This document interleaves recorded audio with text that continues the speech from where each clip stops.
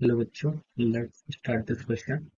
So this question says, four metal rods are placed in turn inside a coil of copper wire. The table below gives the result of the experiment. Which rod would be the most suitable to use for the case of coil in circuit breaker? तो देखिए ये आपको question में आपको mention किया गया है। तो चलिए अब हम इस क्वेश्चन का की कॉन्सेप्ट यहाँ पे लिखते हैं। इस क्वेश्चन का जो आपका की कॉन्सेप्ट है, ये क्वेश्चन आपका किस पे है?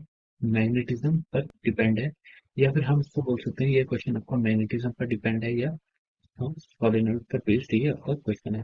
तो देखिए चलिए अब हम इस क्वेश्चन को क्या करते हैं, सॉल्व करते हैं।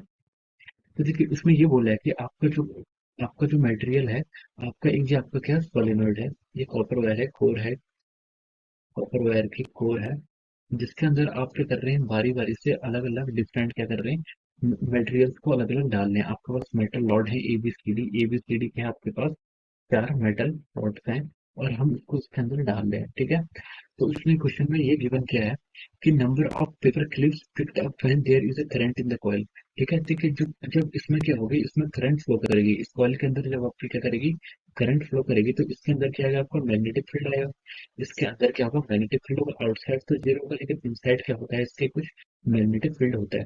तो हम एक ऐसे मटेरियल का यूज करेंगे, हम ऐसे सॉफ्ट आयरन का यूज करेंगे जो कि इसके अंदर क्या हो, मैक्सिमम मैग्नेटाइज हो।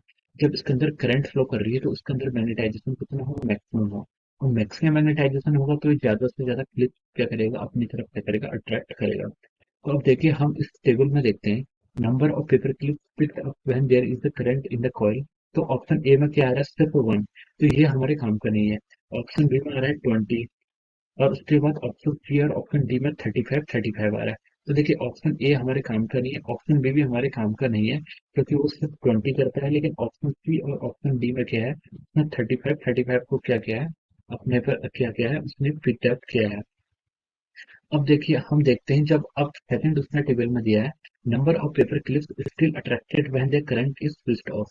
जब आपकी करंट स्विच ऑफ हो जाएगी, तो हमें ऐसा सॉफ्टवेयर आयरन चाहिए जो क्या करे, ऐसा मेटल चाहिए जो क्या करे, जब आपकी करंट इससे करंट हो जाए, करंट फ्लो होना, अगर आपकी करंट यहाँ पर जीरो हो जाए, अगर करंट जीरो हो, तो इसके अंदर क्या हो, कोई रिटेंशन नहीं बची या फिर मैग्नेटाइज नहीं रही, इसका जो मैग्नेटाइजेशन होता है वो तुरंत जीरो हो जाए। तो देखिए ऑप्शन ए हमारे पहले ही काम का नहीं था, ऑप्शन बी हमारे यूज का नहीं था।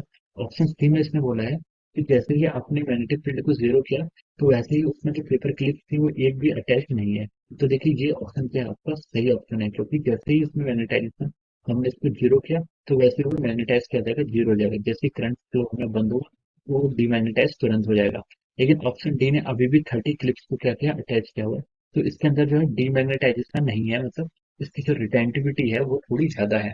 तो इसके लिए हमें यहाँ पर क्वेश्चन में बोला गया है कि हमारा कौन सा जो मेटल होगा वो सर्किट ब्रेकर के लिए सबसे अच्छा यूज होगा। तो metal C will be the correct choice here. तो आपके पास जो मेटल सी है वो क्या होगा, करेक्ट चॉइस होगी। करेक्ट चॉइस होने का रीजन ये है क्योंकि जब उससे करंट फ्लो करती है तो वो सबसे ज्यादा मैग्नेटाइज होता है, और जैसे ही करंट आपकी बंद हो जाती है तो अपने अंदर रिटेंटिविटी या फिर मैग्नेटिक फील्ड का रिटेंशन नहीं रखता है, तुरंत क्या हो जाता है, डीमैग्नेटाइज हो जाता है। सो ऑप्शन सी के इसमें आपका करेक्ट ऑप्शन होगा। So I hope you all understood this concept. Thank you so much and all the best.